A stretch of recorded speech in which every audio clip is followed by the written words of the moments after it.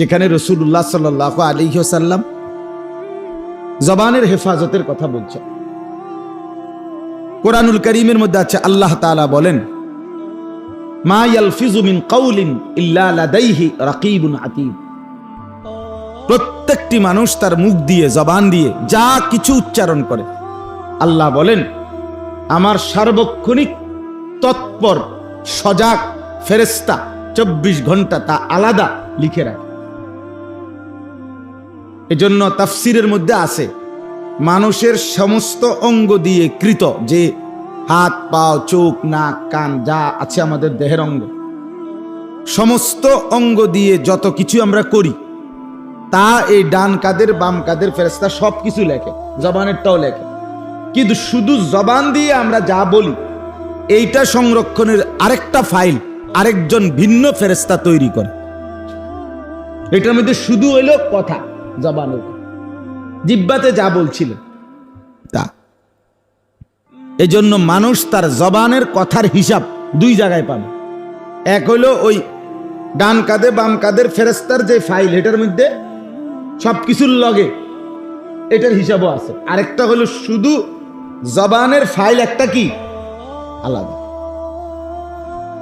বেহুদা কথা, অপ্রয়োজনীয় কথাগুলো যা বলছিলেন, এটাই আয়াতের অর্থ। আলাদা ভাবে কি পরিমাণ বেহুদা কথা আমরা হাসতে হাসতে, রসিকতা করে, দুষ্টুমি করে এমনিতেই বলি। অনেক মানুষ হাসতে হাসতেই গালি দেয়, এটা মানে ফুর্তি করে গালি দিয়ে কয়, কিরে ভাই গালি দিলে? দিলাম আরি, দিলাম আরি, মা কি ছাগল, দিলাম আর কি কিতাব, মানে এটা তার একটা তামাশা আর কি, সেটা তারও মজা পায়। আরেকজনকে গাইল লইয়া সে আরো কি পায়? তৃপ্তি পায়। আস্তাগফিরুল্লাহ, কতটা বেহায়া, কতটা বেশরম, চিন্তা করে দেখেন। নবী সাল্লাল্লাহু আলাইহি ওয়াসাল্লাম বলেন, সিবাবুল মুসলিমে ফুসুকুন, কোন মুসলমানকে গালি দেওয়া এটা ফাসিকি, প্রকাশ্য কবিরা গুনাহ। নবী সাল্লাল্লাহু আলাইহি সাল্লাম বলেন, আল মুসলিমু মান সালিমাল মুসলিমুনা মিন লিসানিহি ওয়া ইয়াদিহি। প্রকৃত মুসলমান তো সে যে অন্য মুসলমানকে নিজের জবান থেকে এবং হাত থেকে নিরাপদ রাখে। তার মানে জবান দিয়ে কথা কষ্ট দেয় না।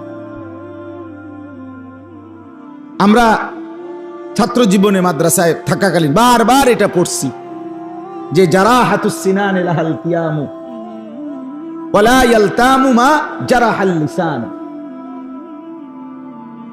অস্ত্রের আঘাত, তরবারির আঘাত, এটা দিয়ে যদি কেউ আঘাত পায় করে, সেটা ঘা মুছে যায়, সেটা শুকাইয়া যায়। কিন্তু জবানের দ্বারা কাউকে যদি কেউ কষ্ট দেয়, এই কথার ঘা শুকায় না। অস্ত্রের ঘাও কি, কথার ঘাও শুকায় না। এই জন্য কথাটার প্রসঙ্গ দেখে একটু বললাম বাড়াইয়া, সবার জন্যই এটা উচিত। মুরব্বী চাচারা, বাবারা, আপনারাও চা দোকানে বসে বসে ঘন্টার পর ঘন্টা বেহুদা কথা বলেন। 14 গোষ্ঠীর যত দোষ, বেড়ার দোষ, বেডির দোষ, মেম্বারের দোষ, চেয়ারম্যানের দোষ, অমুকের মাইয়ার দোষ, হেবড়ার ফুতের দোষ, হুদাই বেহুদা কথা, বানোয়াটি কথা।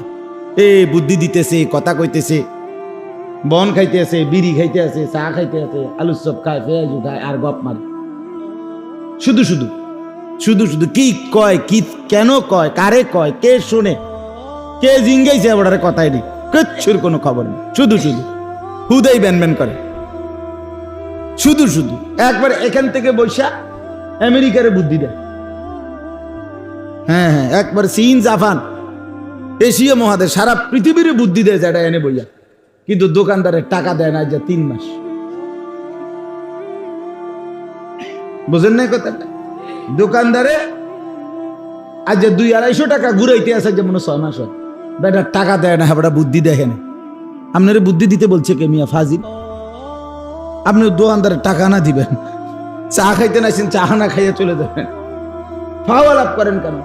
শুধু শুধু একেবারেই বেহুদা।